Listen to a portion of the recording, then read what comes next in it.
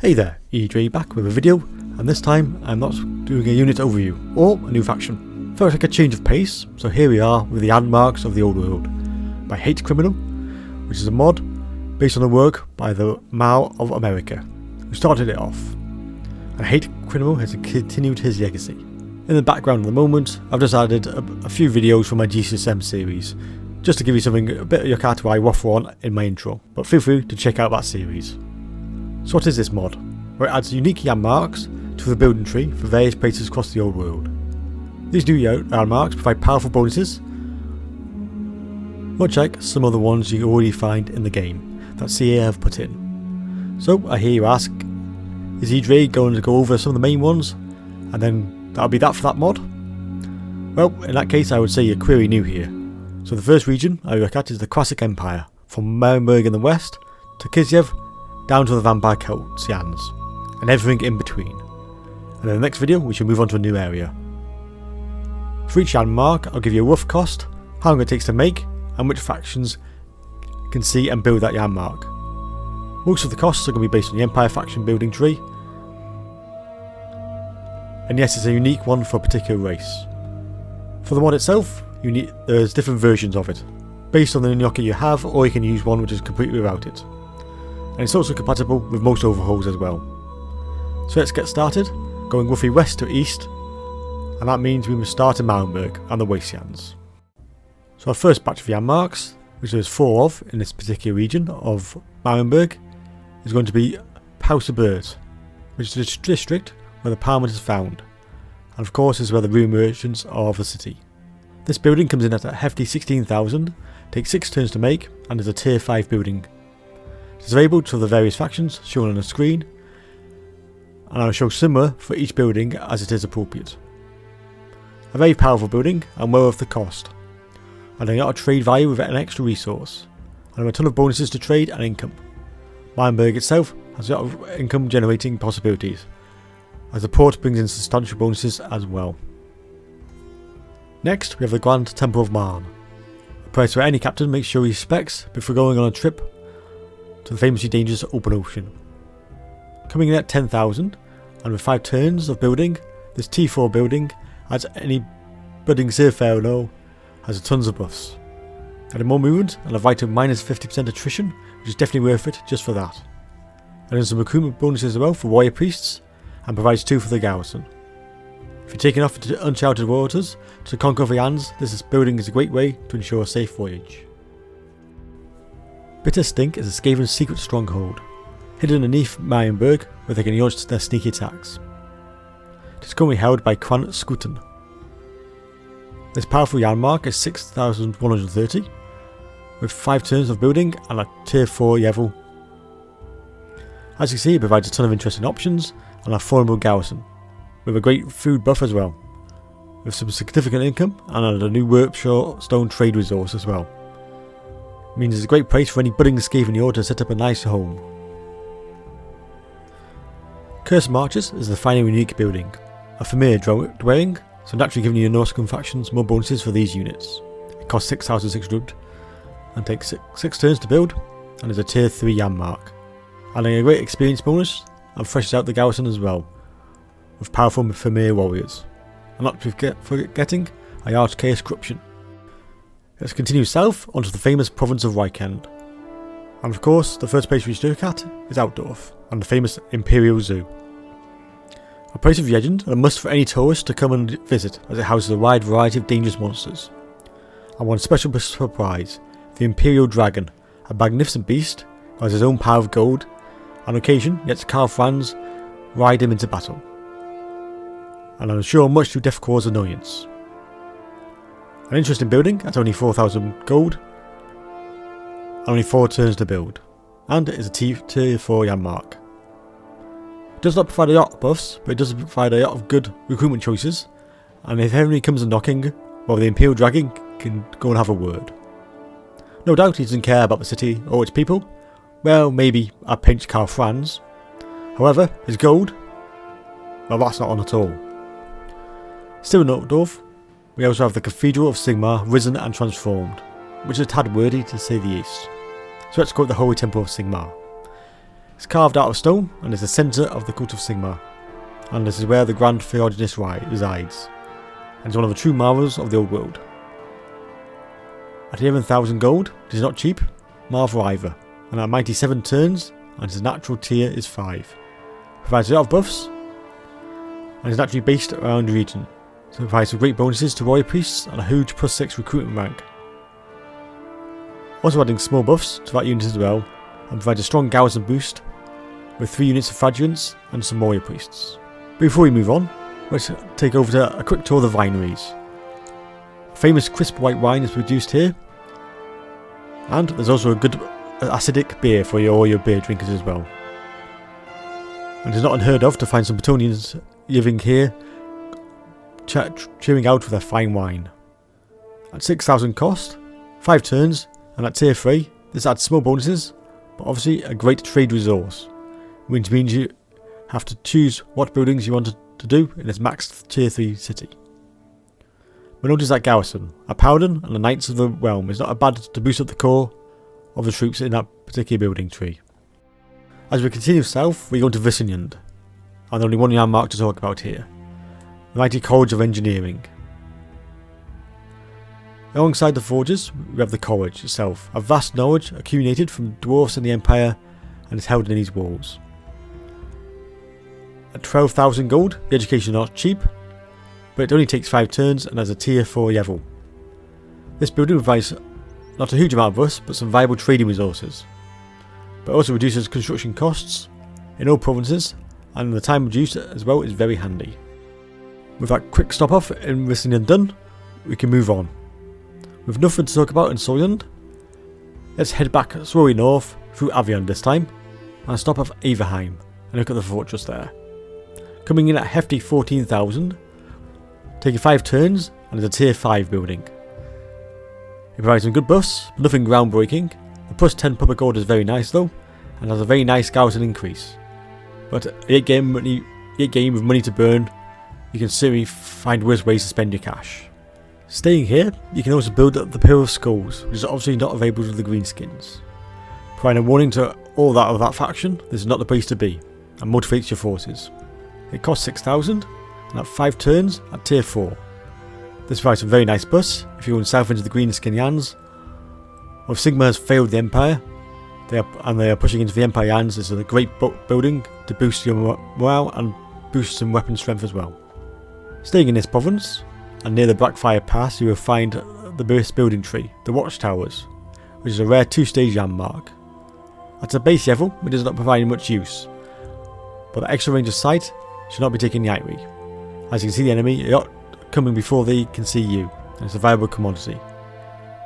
At stage 1 it costs 3,500, takes 3 turns, and of course it's a tier 1 building. It can then become a tier 3 settlement, which costs 6,100 gold more, again takes 3 turns, and turns into a tier 3 settlement. This adds a lot of buffs, and adds a much more solid base to defend the Blackfire Pass, as this place can definitely take the brunt of the attack. Making the garrison pretty impressive, with some very valuable units in there. And also adds a nice public order, and adds rewards as well, making it definitely worth the cost. Moving northwards to Stirland, but before we go into that particular area, let's stop off at the Moot first, and let's see what the halflings have to offer. First off, we have some farms, which as you might expect from the food-loving halflings, they are skilled farmers, and give huge growth to this province, and +10 to other provinces, which is pretty powerful for 4,500 gold, 3 turns of building, and it's only a tier 2 building. While we're here, the greenskins have a unique building here as well. They can also build the farm, which I've just shown, but also ravage Mootians. If the greenskins run rampant, it's a horrible vision for any halfling. There's no cost, 1 turn tier 1 settlement, provides a nice bit of income, some great obedience, and causes a well-fed orc is a very happy orc, a nice bit of growth as well. Naturally, the MP are not happy, but if you get this far into the MP hands, who cares, eh?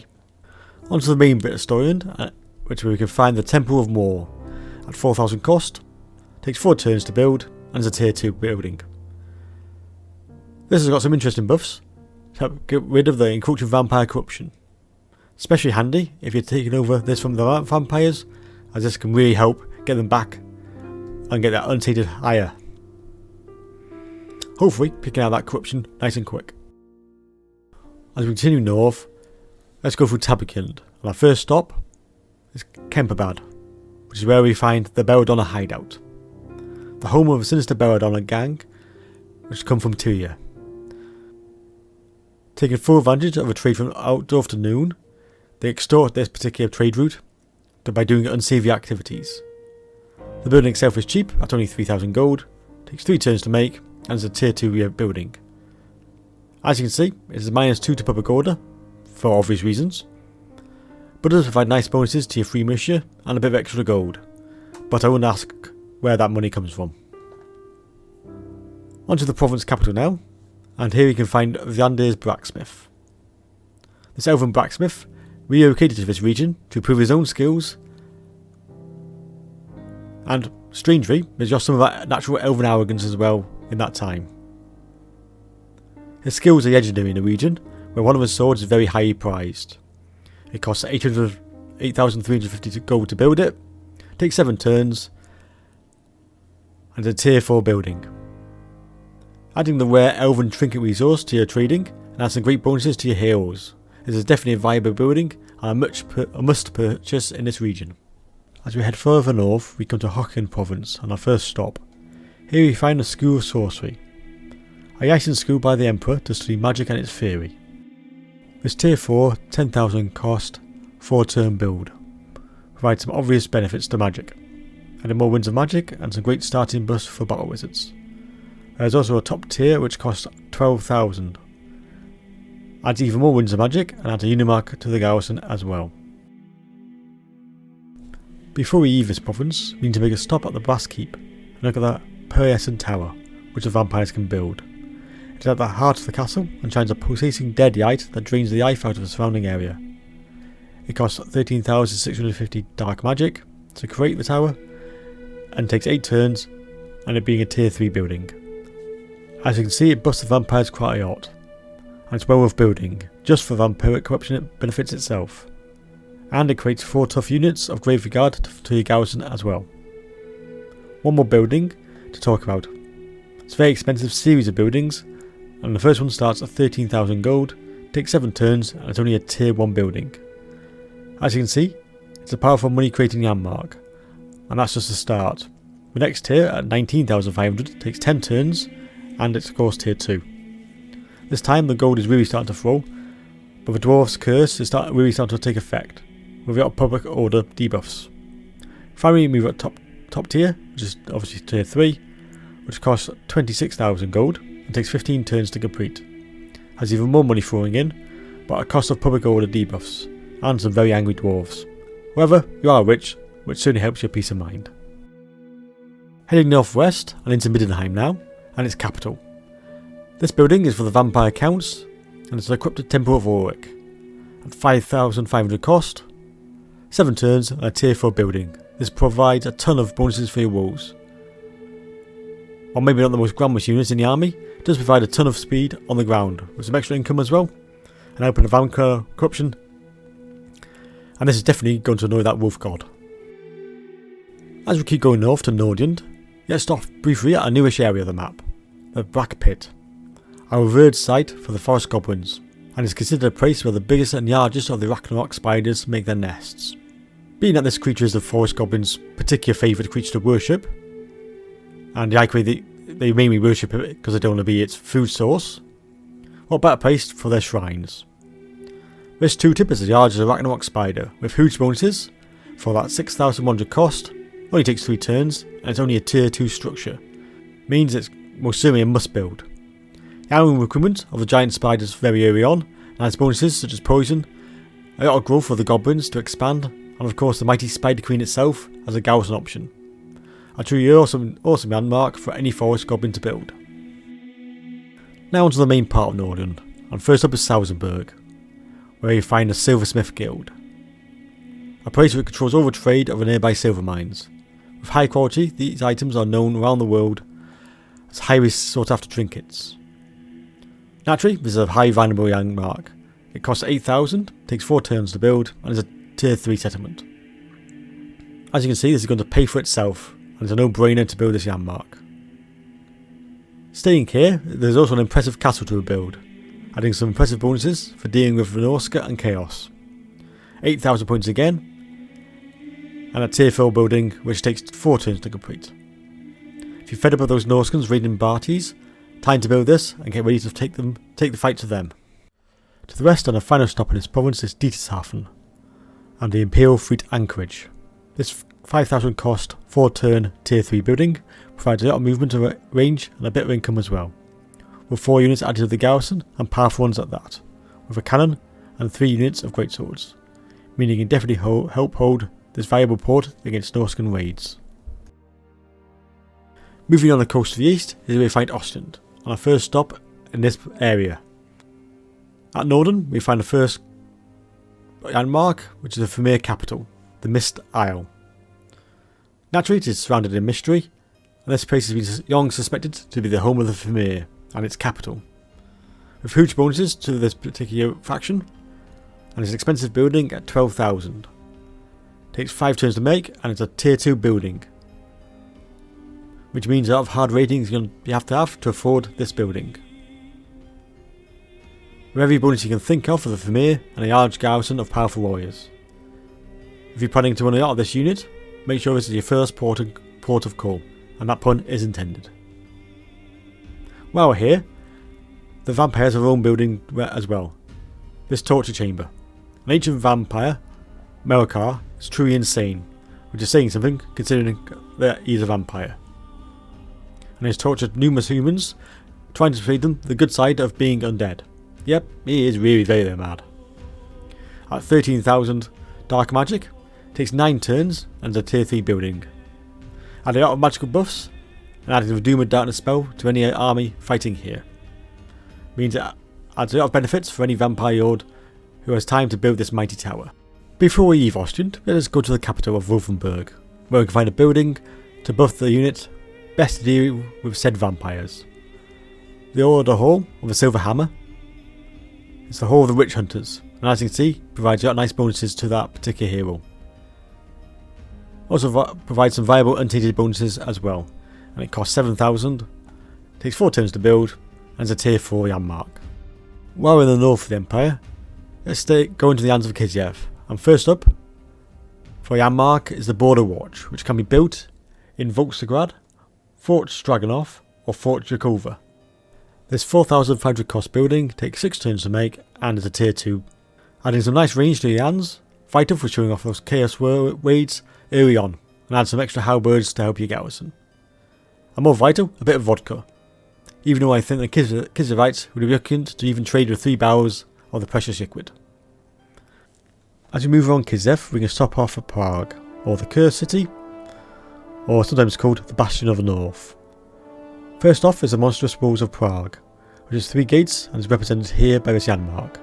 The first is the Water Gate, costing 1,000 gold, takes 2 turns to complete and is a tier 1 building, and adds some small buffs.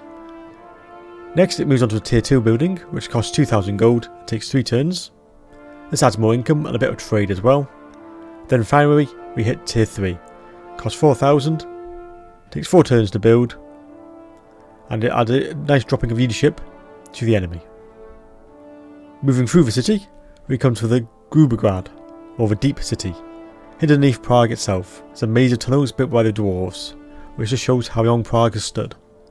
This adds some nice buffs to holding on to sieges. Our particular highlight is a whopping plus 10 turns to hold out. So the enemy will definitely have to attack early, as 10 turns means you can get a helping army here easily, and it costs 8,000 gold, takes 5 turns to complete, and is a tier 4 building. Lastly, we have the Basta, a formidable spiked wall to stop those pesky chaos taking Prague. Costing 18,000, takes 6 turns to build, and is a tier 5 building.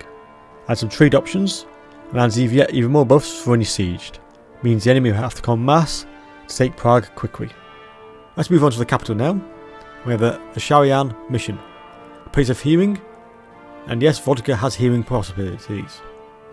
Cleansing runes, obviously. Adding some medicinal plants as well, and of course providing a nice boost to public order, with an extra bonus of casualty replenishment as well.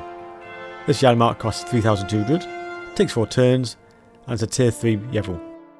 As we come to our final legs of this guided tour, and we can leave the icy north behind us, as I'm beginning to think there's a chaos raiding party coming close, and I prefer to be south when this happens, so let's head to Ostermark and Beckhofen. Here we find 2 landmarks to talk about. First is the sawmills. These 2 water-powered mills, which turns yogs brought down the river, was a gift from the king of Carolingia. A viable resource, and it costs 6,000 gold. Takes 4 turns to complete, and is a tier 2. A nice bit of cash from the off, and a huge amount of timber to create a viable trade resource. Other bonus support for spearmen and crossbow, and making them particularly at 5 levels when you recruit them here, which really gives you a real head start. Next we have the Beckhofen Boatyard, famous for producing some of the finest rivercraft in the Empire. At 7,500 cost, it's expensive, takes 4 turns to complete, and is a tier 4 building this time.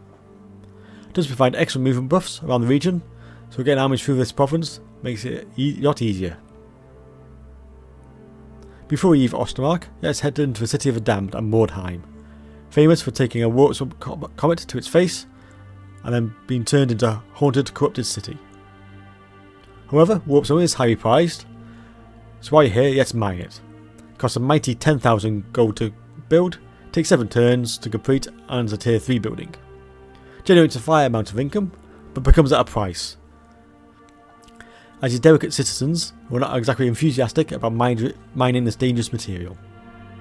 However, you know who yields a nice warpstone snack, as that's everyone's favourite non-existing race, the Skaven, who have their own version of the mine, coming at 7,000 cost, only takes 4 turns, and it's a very basic tier 1 level. If you're a Skaven and have Mordheim, you're contractually obliged to build this. If you don't, hang your rat tail in shame, as it's a warpstone mine, and it's Skaven, so build. It provides gold, trade bonuses, and some corruption as well. And more to the point, any Skaven race will trade with you, and you'll be very good customers everywhere. And our final stop is here, and it's no place you want to be, as here you are in Sylvania. So at the start of Eschen, where we find the Hellfen, a notorious swamp, and the site of the Battle of Hellfen. The tribes of men decided this was the perfect place to dump their corpses back in the olden days. However, a great warpstone shower corrupted the swamp, and the corpses came back to life, or undead as the case may be. So the swamp itself costs 4,000 dark magic, takes 4 turns to create, and is a tier 3 building, providing some great buffs to zombies, and 100% attrition to anyone who decides to come through here. The garrison adds a regiment of renowned tilth, but it's not enough, so one out of 3 of them instead, adding some real mass to your garrison. Next we shall go to Temphof, and here we find the Haunted Forest. A spirit-infested maze which is easy to get lost in, and several tribes of crypt ghouls have made it their home, and will feast on anybody lost in this particular area. Naturally this place adds some more buffs to crypt ghouls and horrors, which is most welcome, and a nice reduction to any armies trying to escape the vampire's clutches. All for 6,000 dark magic, 4 turns to build, and it's a tier 4 building. Now we can move on to the famous, or infamous, Castle Drakenhof. And here we can build the reclaimed Drakenhof Court. Costs 10,000, and it's only for the Empire. Takes 4 turns to build it, and it's a tier 4 building level. Adding some much needed bonuses to get through the vampire corruption, and has some substantial buffs for witch hunters as well. Last but not by least, a strange place to find a greenskin building, Fang Island at Strashofen. Home to the Crooked Eye Orcs, and it costs 7,221, only takes 3 turns, and is a tier 3 building. This is pretty powerful, and it's a great place for the greenskins, where they fancy a staging area to build off to after coming through Blackfire Pass. With powerful garrison units, and the ability to recruit them from this one building. Also adds walls to the settlement, means the perfect place to anchor your greenskin invasion. Thanks for watching this video. I'm sure we'll be back with this extra mods very soon to continue the series. And until that time, I hope to see you in my next one.